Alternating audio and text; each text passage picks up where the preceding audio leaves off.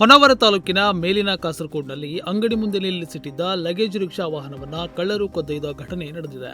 ಈ ದೃಶ್ಯ ಸಿಸಿಟಿವಿಯಲ್ಲಿ ಸೆರೆಯಾಗಿದ್ದು, ಕಾಸರಕೋಡ್ ಫಾತಿಮಾ ಕಾಂಪ್ಲೆಕ್ಸ್ನಲ್ಲಿನ ಸೆಬಾಸ್ಟಿನ್ ಇವರ ಅಂಗಡಿಯ ಮುಂದೆ ನಿಲ್ಲಿಸಿಟ್ಟಿದ್ದ ಸುಮಾರು 7,20,000 ಮೊತ್ತದ ಅಶೋಕ್ ಲೈಲ್ಯಾಂಡ್ ದೋಸ್ತ್ ವಾಹನವನ್ನು ಜನವರಿ 7ರ ನಸುಕಿನಲ್ಲಿ ಕಳವು ಮಾಡಿಕೊಂಡು ಹೋಗಿದ್ದಾರೆ.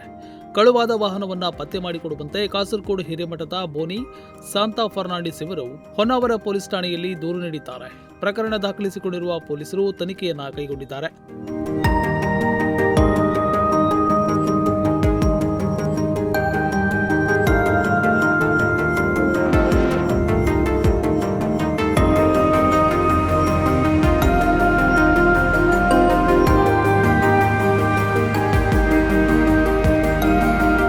ಇತ್ತೀಚೆಗೆ ಅಂಗಡಿ, ದೇವಾಲಯದ ಹುಂಡಿಗೆ ಹೆಚ್ಚಾಗಿ ಕಣ್ಣು ಹಾಕುತ್ತಿದ್ದ ಕದೀಮರು ಇದೀಗ ಬೈಕ್, ರಿಕ್ಷಾ ಸೇರಿದಂತೆ ದೊಡ್ಡ ವಾಹನಗಳ ಮೇಲೂ ಕಣ್ಣು ಹಾಯಿಸಿದಂತಿದೆ.